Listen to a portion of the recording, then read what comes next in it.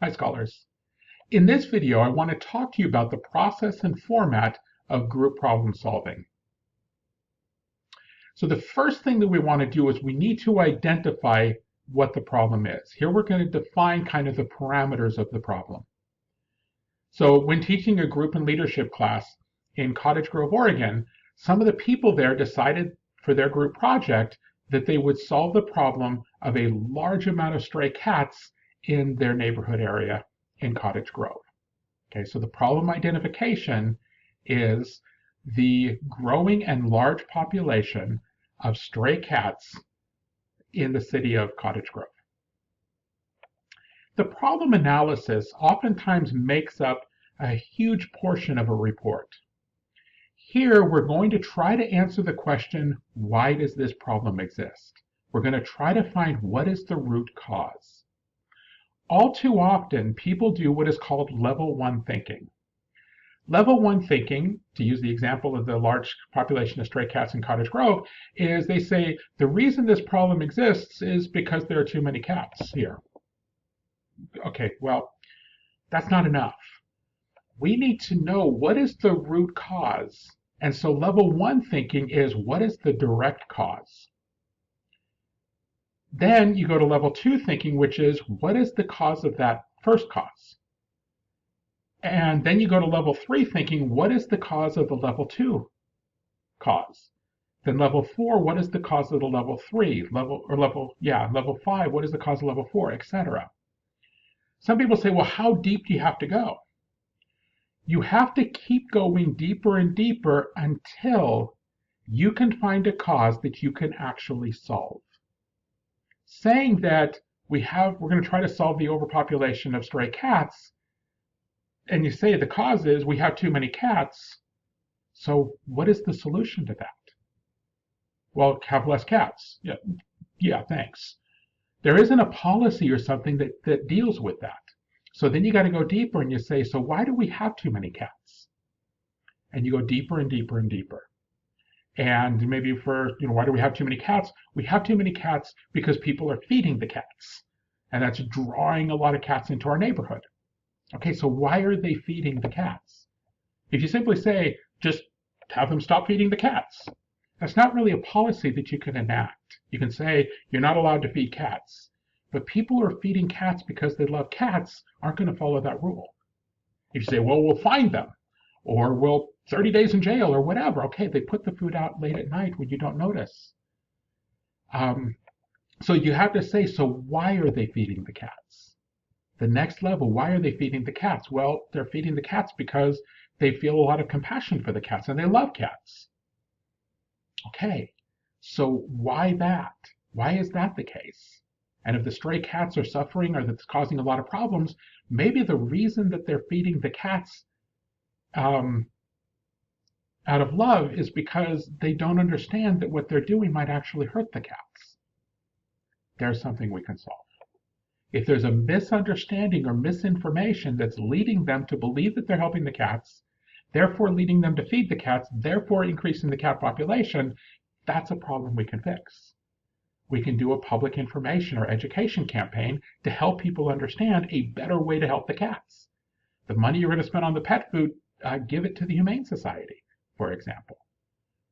Okay, you get the idea. So in other words, you have to keep asking, so why is that the case? Why is that the case? Why is that the case? Until you get to a root cause that it's like, if we fix that, if we help them understand that there is a better way to help the cats than to simply put out food every night, then all of a sudden they do that instead. The Humane Society, for example, is supported, and less food is put out, therefore you have less cats, and the problem goes away.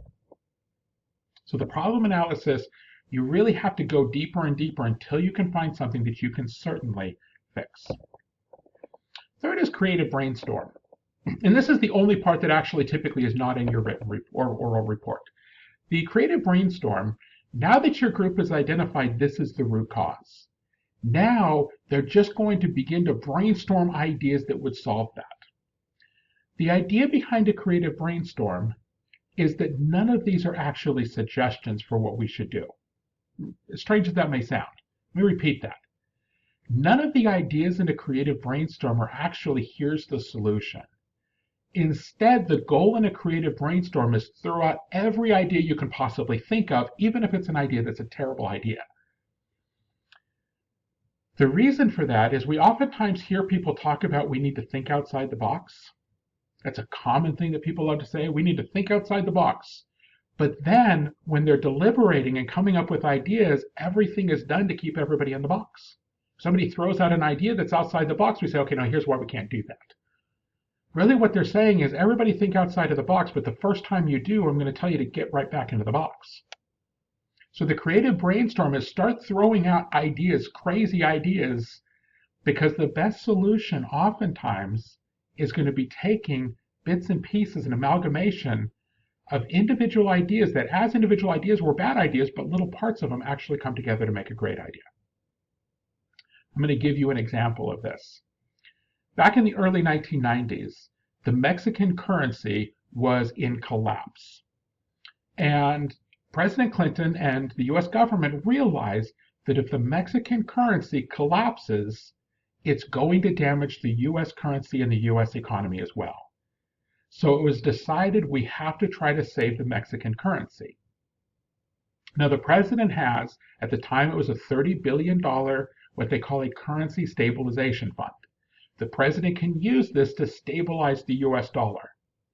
But President Clinton wanted to use it to stabilize the Mexican currency, which is not what the law authorized him to do. So they had to find a way to make sure that the money would be paid back. So they did a brainstorming session and people are throwing out all of these crazy ideas. One of the ideas thrown out is, well, we could annex Mexico, make Mexico part of the United States. If it's part of the United States, it's required to pay us back. Now, when this was thrown out as an idea, no thought was given that we were going to invade and annex Mexico. But that creative idea ended up actually forming one of the nuggets of the solution.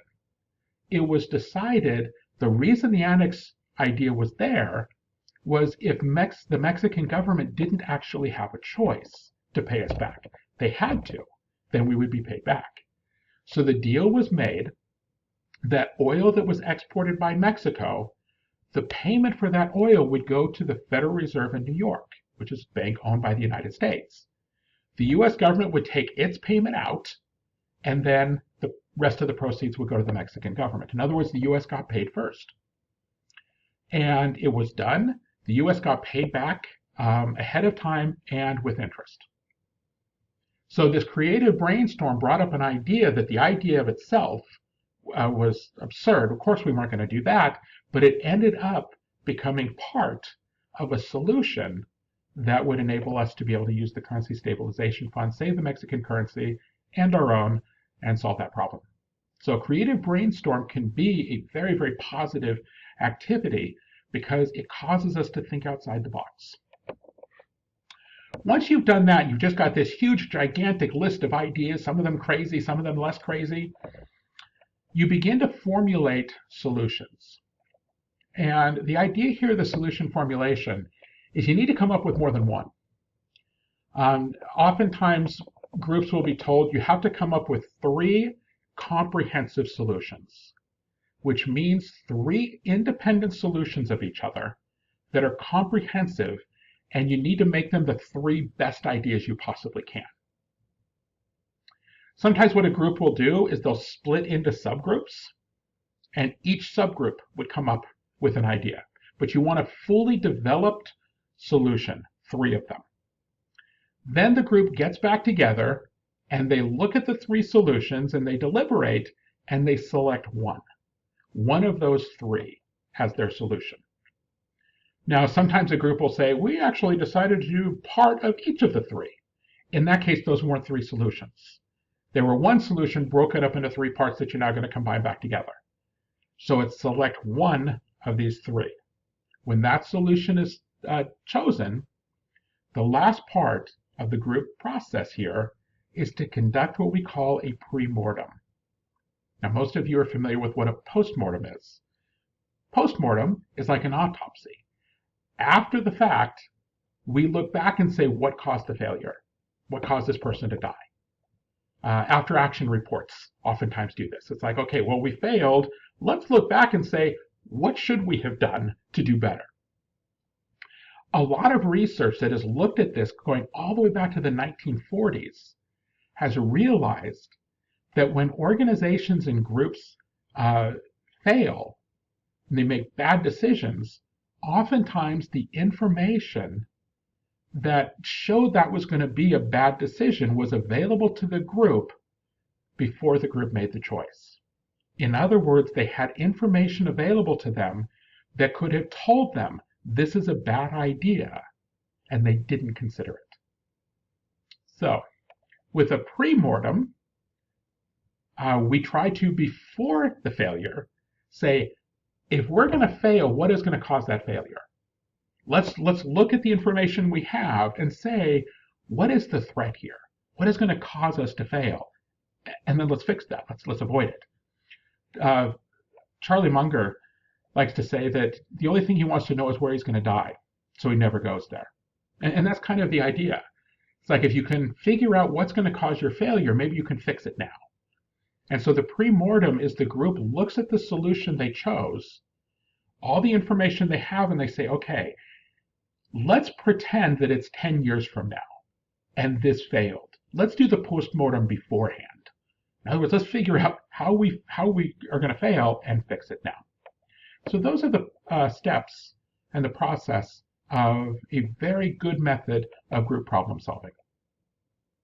Thanks very much for paying attention, and I will see you in the next video.